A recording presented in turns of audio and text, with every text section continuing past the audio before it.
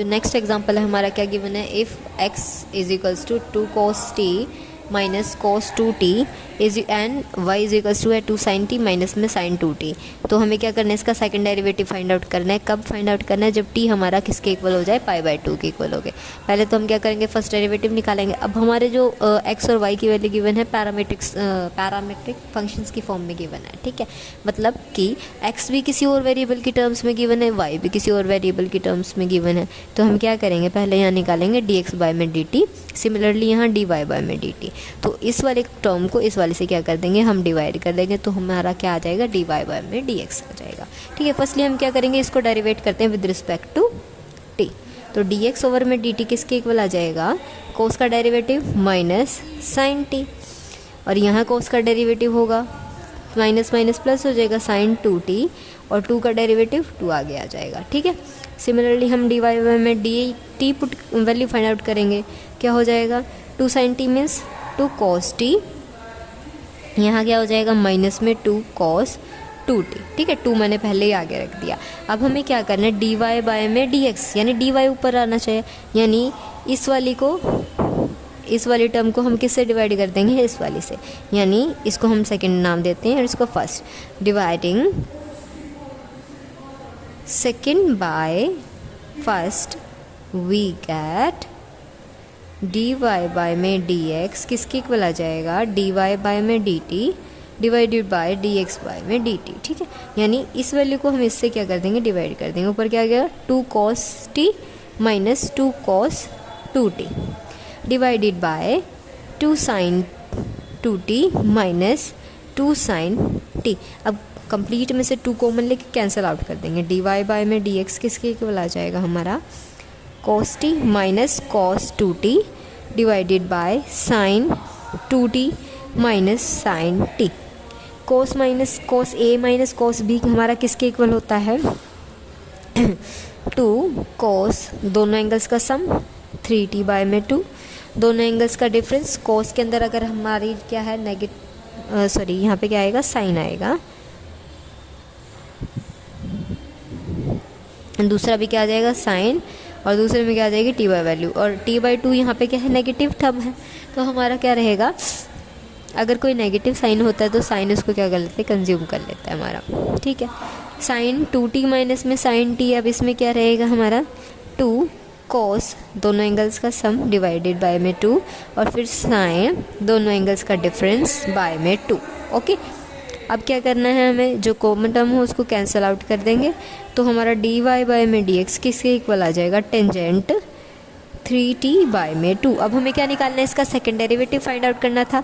Second derivative क्या हो जाएगा, d square Y dx square is equals to tangent का derivative second square 3t by में 2। अब इसका डेरिवेटिव करेंगे, इसका डेरिवेटिव क्या हो जाएगा, और t का डेरिवेटिव dt बाय में dx, क्योंकि हम किसके विद रिस्पेक्ट में डेरिवेटिव कर रहे हैं, x के विद रिस्पेक्ट में डेरिवेटिव कर रहे हैं। अब dt बाय में dx की वैल्यू क्या थी हमारी, ये थी, क्या कर देंगे, इस कंप्लीट टर्म को हम उससे डिवाइड कर देंगे। 3/2 हमारा आगे आ जाएगा, and second square 3t by में 2 को हम किस चीज़ से डिवाइड कर देंगे, हमारा क्या आ जाएगा, 2 sin 2t minus 2 sin t। इसकी क्या कर देंगे, यहाँ पे वैल्यू सब्स्टिट्यूट करेंगे, तो हमारा डी स्क्वायर वाई ओवर में dx किसके इक्वल आ जाएगा, 3 बाय में 2। सेकेंड स्क्वायर का क्या हो जाएगा, 1 बाय में cos स्क्वायर 3t बाय में 2, और साइन माइनस में दूसरा साइन क्या हो जाएगा हमारा, 2 था ऑलरेडी, वो हम उसको क्या कर लेंगे, पहले कॉमन ले लेंगे। साइन a माइनस में साइन भी किसके इक्वल हो जाता है, cos दोनों एंगल्स का सम, और फिर क्या हो जाता है, साइन दोनों एंगल्स का क्या हो जाती है, सब्सट्रैक्शंस हो जाती है। यहाँ क्या हो जाएगा, cos क्यूब t, तो D square Y dx square हमारा किसके इक्वल हो गया, 3/4, 1 बाय में cos cube 3t by 2 sine t by में 2। अब क्या कर देंगे, हमें इसकी वैल्यू कहाँ फाइंड आउट करनी थी, जब हमारा t इज टू हो जाए पाई बाय में 2। यहाँ क्या कर देंगे, वैल्यू सब्स्टिट्यूट कर देते हैं, D square Y dx square हमारी कब होगा, t is to pi by 2 पे, ठीक है। तो हम यहाँ क्या करेंगे, वैल्यू सब्स्टिट्यूट कर देते हैं हमारी, 3/4 इंटू में cos क्यूब 3/2 ऑलरेडी था, यहाँ आ गया पाई बाय 2। साइन के साथ क्या था हमारा t/2, यहाँ क्या हो जाएगा π/4। अब इन वैल्यूज़ को क्या कर देंगे, यहाँ सब्स्टिट्यूट कर, यहाँ हमारी d² t is equals to π/2 पे इज इक्वल हो जाएगा 3/4 इंटू में cos क्यूब 3π/4 साइन π/4 साइन π/4 1/√2।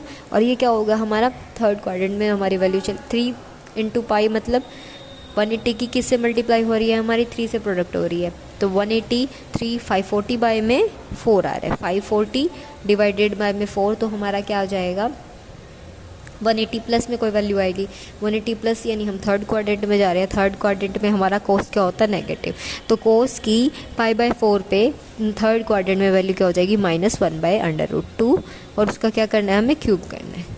तो d² dx² t is equals to π/2 हमारा आ गया 3/4 इंटू में 1/√2, नेगेटिव है बट साथ में क्यूब 1/√2। ठीक है, तो अब इसको सॉल्व करेंगे, हमारा क्या हो जाएगा dy² dx² is equals to t π/2 is equals to 3/4 into में आ जाएगा, यहाँ क्या होगा 1 में 2√2 बट नेगेटिव साइड, इंटू में 1/√2 है, तो √2 इंटू √2 2 हो जाएगा, इक्वल होगा 3/4 माइनस 1/4 के, तो 4 से 4 कैंसिल, तो d² dx² हमारा किसके इक्वल आ जाएगा।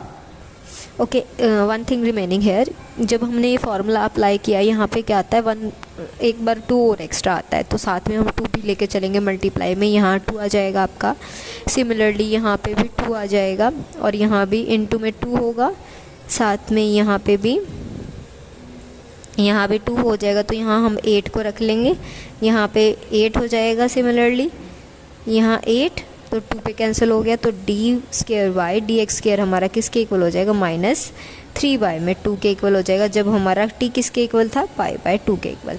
सॉरी फॉर दैट कि जो फॉर्मूला जब हम अप्लाई करते हैं हमारा क्या था, लास्ट में हमारे आ गया था sin 2t माइनस में sin t। ठीक है, 2 हमने कॉमन ले दिया था, तो जब हम दो ट्रिग्नोमेट्रिक फंक्शंस का डिफरेंस हो चाहे एडिशन हो, तो हमारे पास फॉर्मूला क्या आता है 2 इंटू में जो भी ट्रिग्नोमेट्रिक फंक्शंस आते हैं, तो 2 यहाँ पे रह गया था, तो इस वजह से वो अभी राइट कर दिया, and that one this is your complete solution. तो हमें क्या फाइंड आउट करना था d² और में dx² कहाँ फाइंड आउट करना था, t इज इक्वल्स टू π/2 पे। अब इस क्वेश्चन में हमें क्या गिवन है, y is equals to sine pt and x is equals to sine t। Prove क्या करना है कि 1 माइनस में x² y2 माइनस में xy1 plus p² y is equals to किसकी है 0 के इक्वल है।